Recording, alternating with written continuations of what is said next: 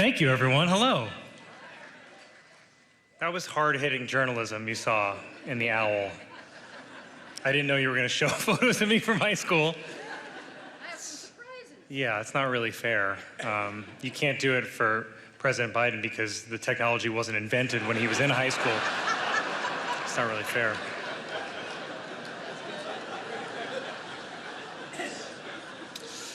Good evening, everyone. I'm Colin Jost, and I'll be delivering the Republican response.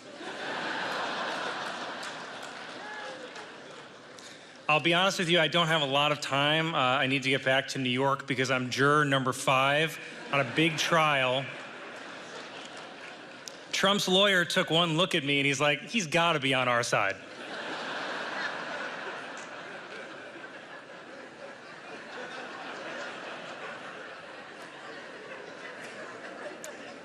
Thank you, Kelly, for that very kind introduction. Mr. President, Dr. Biden, Vice President Harris, Doug. Good.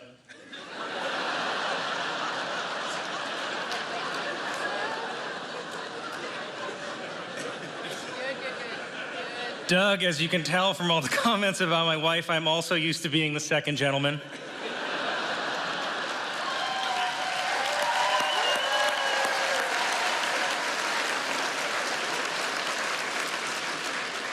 And I am honored to be here hosting what is, according to swing state polls, the final White House Correspondents' Dinner.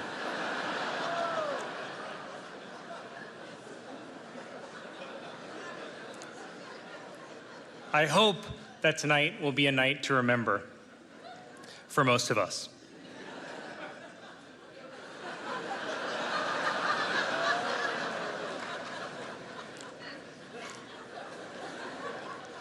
I was excited to be up here on stage with President Biden tonight, mostly to see if I could figure out where Obama was pulling the strings from.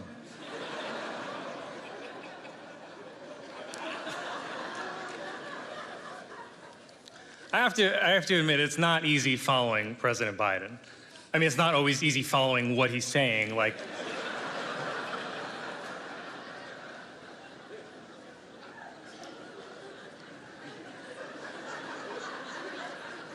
But before I begin tonight, can we just acknowledge how refreshing it is to see a president of the United States at an event that doesn't begin with a bailiff saying, "All rise."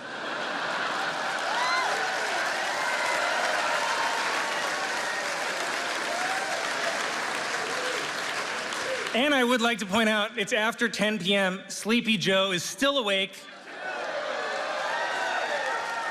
while Donald Trump has spent the past week falling asleep in court every morning. Though Fox News said he was just being anti-woke.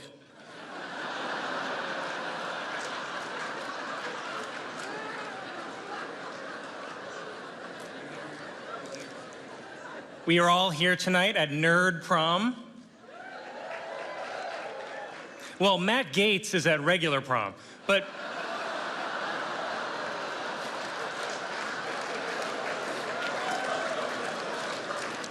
I actually thought I saw Matt Gaetz here tonight, but it was actually just my own reflection in a spoon.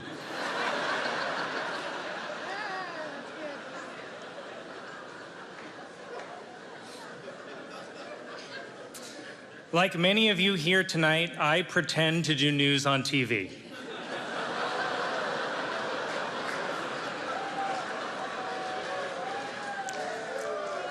My Weekend Update co-anchor, Michael Che, was going to join me here tonight, but in solidarity with President Biden, I decided to lose all my black support.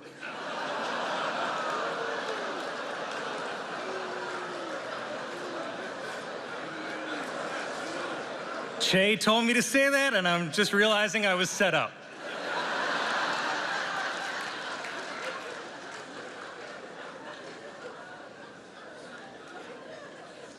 I've done Weekend Update for a while now, but most people don't know that I started out doing the actual news. My first job out of college was as a reporter for the Staten Island Advance newspaper. They do not have a table here tonight. But they asked me to pass along this message to the other print journalists in the room. You think you're better than me?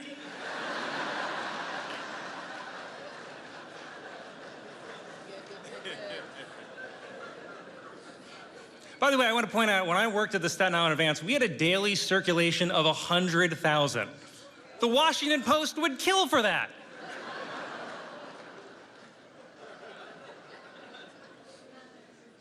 So as a former aspiring journalist, I want to genuinely congratulate all the award winners here tonight. Congratulations.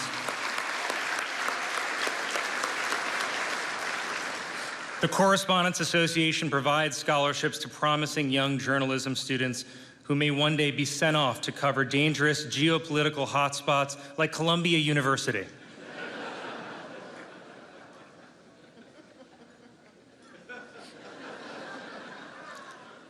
Tonight, this event is being televised live on C-SPAN. Woo! And if you're at home watching C-SPAN on a Saturday night, I hope they find your body soon.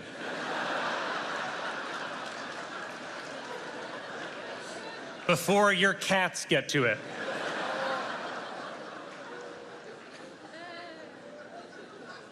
There are so many incredible news organizations here tonight, also a few credible ones. The Washington Post is here, Washington Post. They were the ones taking your coats at the door. Please be sure to tip.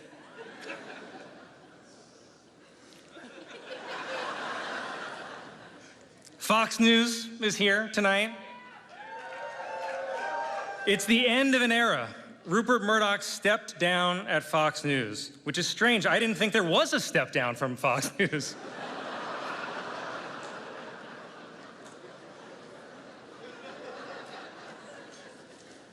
Trump Media is here. Trump Media, not at a table, just screaming loudly in the corner to no one. Wordle is here tonight. Sorry, I meant the New York Times. I forgot they do stuff in addition to puzzles. I have to say, it's not a great sign when the only thing keeping a print media company alive are games people play on their phones. Too chilling for you guys? This room just froze faster than Mitch McConnell.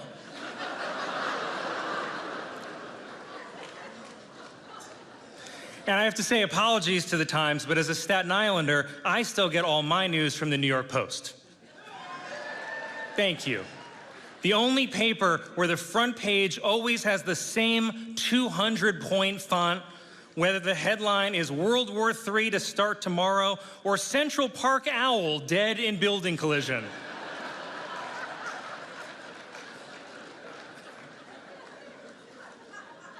The New York Post is like having the New York Times summarized for you by a crackhead.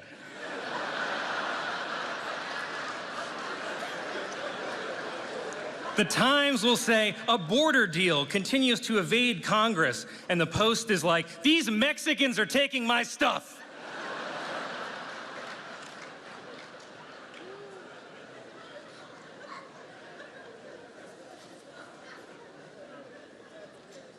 There are so many incredible individuals here tonight. Laura Trump is here tonight. Okay, I got one woo. She recently released a cover of the song I Won't Back Down. Upon hearing it, Tom Petty died again.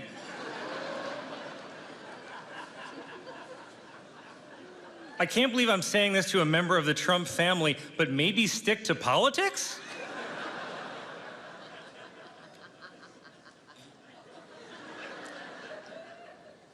Senator Bernie Sanders is here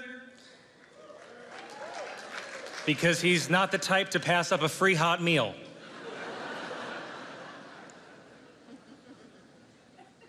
And in general, there are so many hardworking, influential senators and congresspeople here tonight. And I just want to say, on behalf of everyone I know, stop emailing us. Stop it.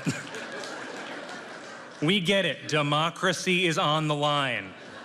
And your plan to save it is to flood our inboxes like your Crate and Barrel.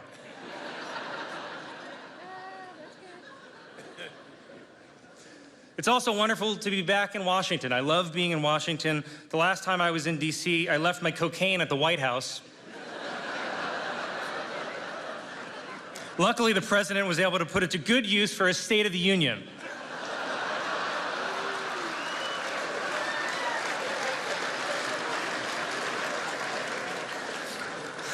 I'm kidding, of course. The president doesn't call it cocaine. He calls it high-speed rail.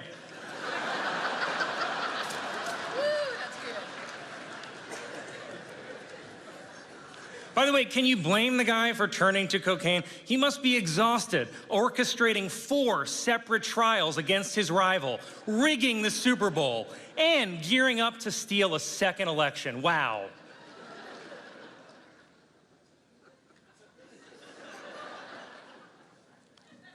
Biden laughed. I love, by the way, that Trump's 2 attacks on President Biden are that he's a senile old man and a criminal mastermind. I'm like, I think you gotta pick one. Personally, I don't know any criminal masterminds who bike to get ice cream.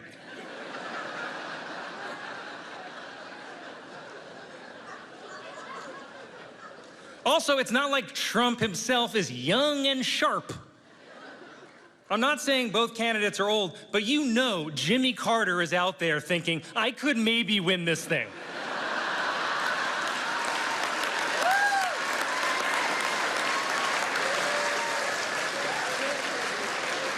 He's only 99.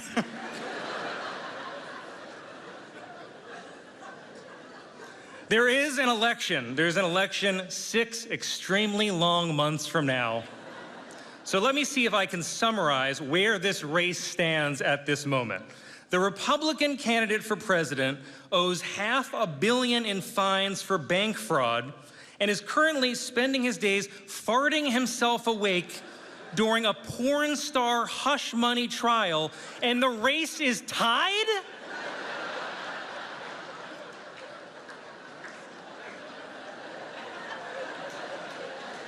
The race is tied. Nothing makes sense anymore.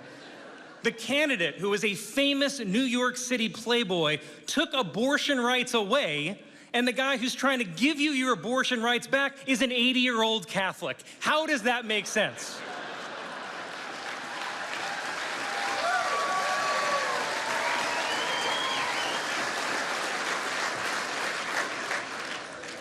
By the way, President Biden, isn't it crazy that he's only our 2nd Catholic president?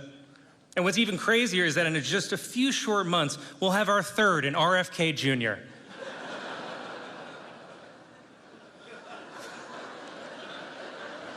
I'm kidding. Like his vaccine card says, he doesn't have a shot.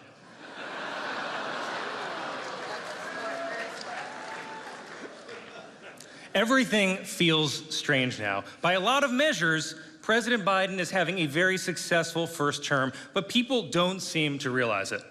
Like with the economy, the vibes are bad, but the numbers say it's strong. The economy is kind of like you on the steps of Air Force One.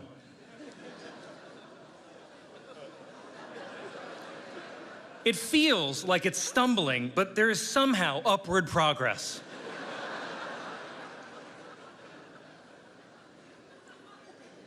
I do think that you can do more on the economy, sir. I really do. For example, have you considered eliminating the national debt by shorting Trump stock?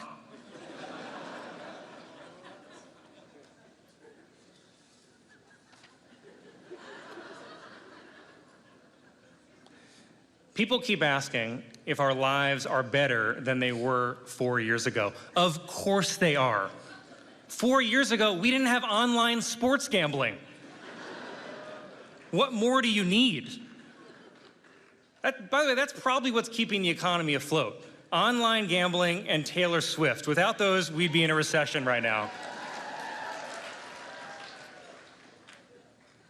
The problem is, people are always going to compare your first term to Obama's. But I think there are actually a lot of positive similarities.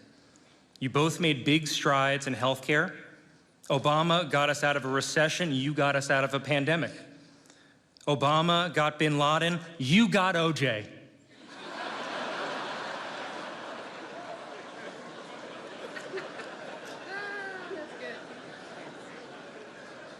And by the way, now that OJ's dead, who is the new frontrunner for Trump's VP? Is it Diddy? By the way, I bet if Trump did select Diddy as his running mate, I bet this race would still be tied.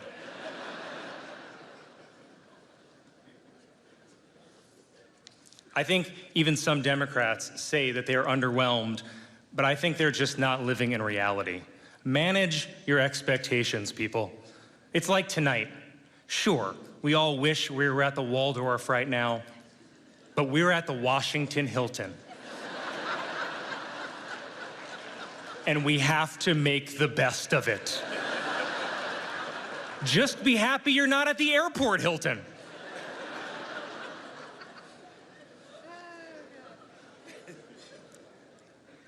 Journalists, these are challenging times, and we need the people in this room to help guide us through it. Your jobs are not easy, and it doesn't help that we're living at the end of traditional media.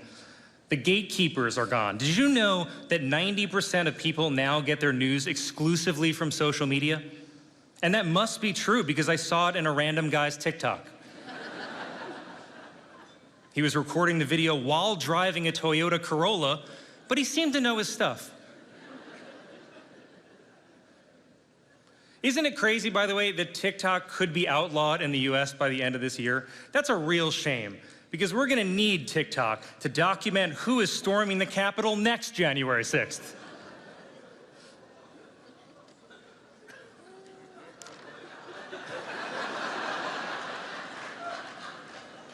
Things are not bad for everyone, though. This may be the worst time in history to be a print journalist. It is the best time in history to be a courtroom sketch artist. My God, the most famous man on earth is on trial, and there's no cameras allowed. Just the artists, their pastels, and their desire to make Trump look as bad as possible. Every sketch of Trump looks like the Grinch had sex with the Lorax.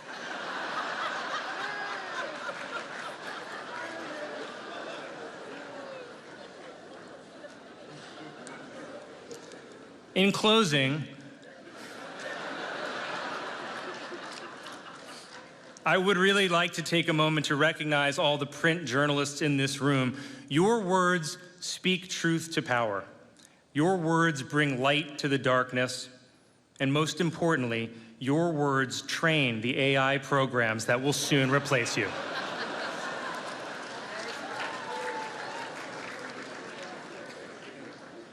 And finally, I wanted to thank my family, and I wanted to thank my friends for being here tonight to support me. I want to thank my wife for enduring lots of jokes, and for agreeing to individually meet everyone in this room right after the ceremony.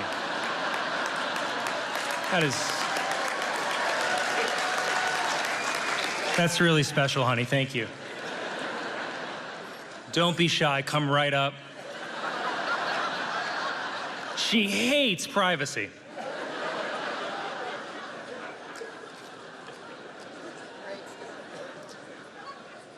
And with my family in mind, I wanted to share one last thing with you before I go, and I wanted to share one thing with you, Mr. President, before I go.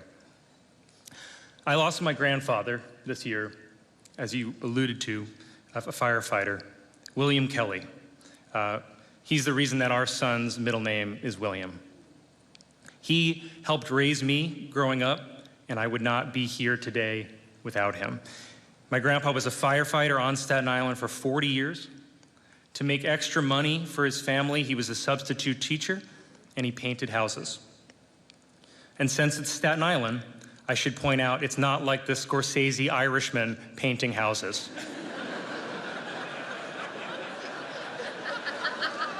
He was not a mafia hitman. He actually painted houses. The FBI is here. I don't want to start a whole thing. My grandfather was another rare Irishman who didn't drink because he lost his father and his brother to alcoholism. And I swear, Mr. President, this is not an age comparison. You remind me of him. Some of your best qualities remind me of his. And I will say, he was 95 and he was still great at stairs. I think it's because he didn't try to run up them.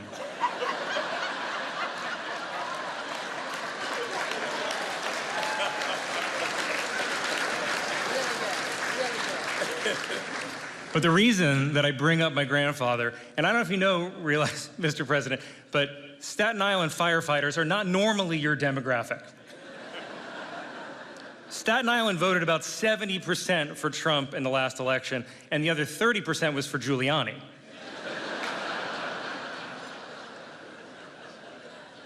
But Staten Island also sided with the British during the Revolutionary War. So we're not always on the right side of history. You remember.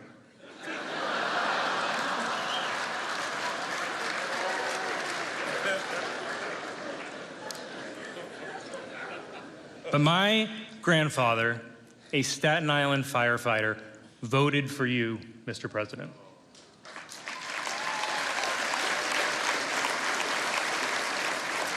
He voted for you in the last election that he ever voted in. I mean, I'm sure someone else will vote twice in this election using his name, but that's just how the democratic machine works.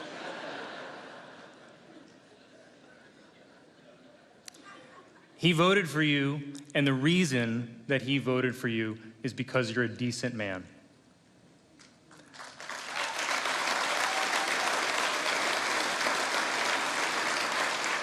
My grandpa voted for decency, and decency is why we're all here tonight. Decency is how we're able to be here tonight.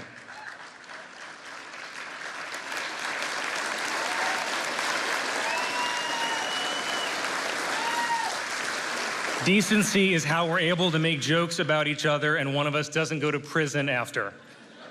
We go to the Newsmax after party.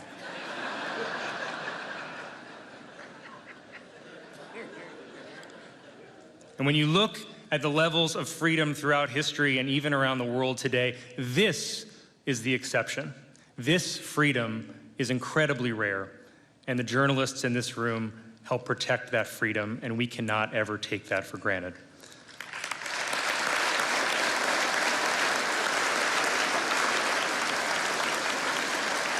So, Mr. President, I thank you for your decency on behalf of my grandfather, and I thank all of you, almost all of you, for your decency as well. I am very honored and grateful that you invited me here tonight. Thank you and good night.